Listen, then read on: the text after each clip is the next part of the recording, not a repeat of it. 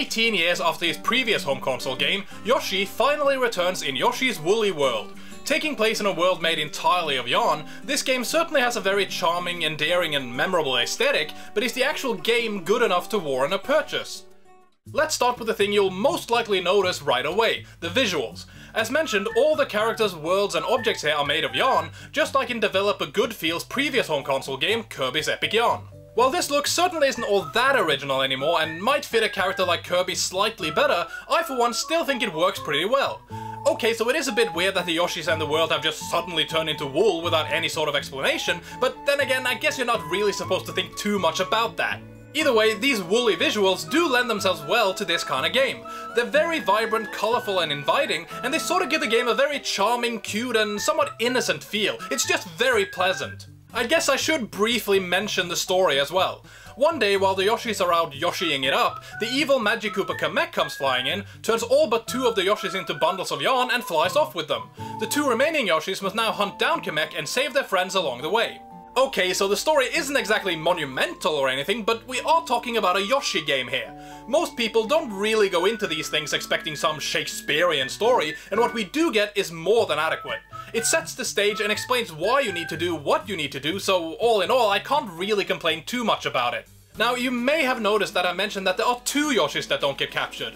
The main reason for this is the fact that this game has a co-op mode. I haven't gotten around to trying this myself as it's only for offline play on the same console and not for online, but any co-op mode is always appreciated. I do think that this is the perfect type of game for a co-op mode though, as you can either work together and help each other out, or you can fuck each other over for a few laughs and or to destroy your friendship. In any case, how exactly is this game played anyway? Well, if you're familiar with any of Yoshi's previous outings, this should be fairly straightforward and familiar to you, but I'll go over it just in case. Basically, the objective is to make your way through the levels while dealing with various enemies and collecting various items. Like in previous Yoshi games, you can make eggs, or in this case balls of yarn, by eating and swallowing enemies.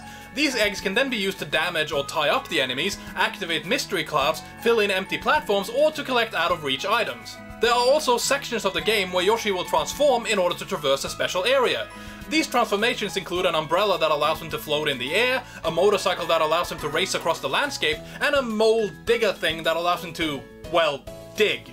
All of this is relatively standard fare, but things get quite interesting when you get into the various collectibles.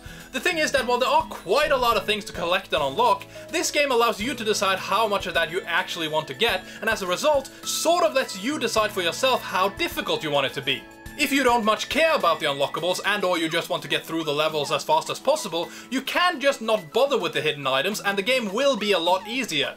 If you're like me, however, and you want to find and unlock as much as possible, things can get quite a bit trickier. I think this is probably the best way they could have gone about it for a game like this.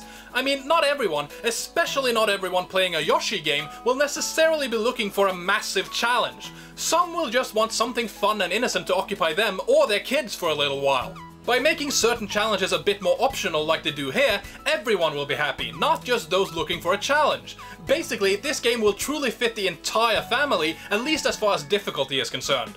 While we're sort of on the subject though, I do feel like I have to go into a bit more detail about the collectibles. First of all, there are the beads. These are scattered all over the various levels and are basically used as currency.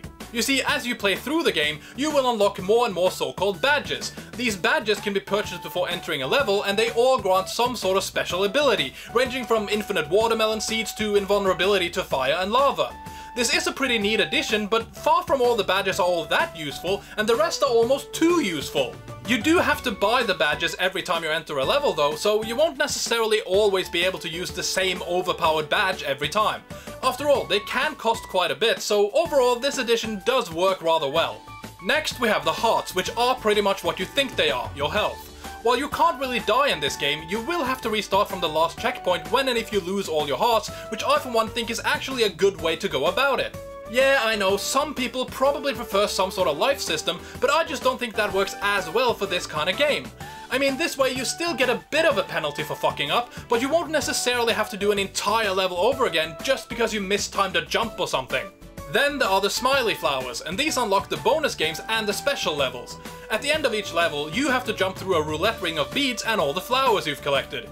If you time it right and the roulette stops on a flower, you get to try out a bonus stage, which basically consists of trying to collect as much fruit as possible within a given time limit. Like I said though, the flowers also unlock the special stages.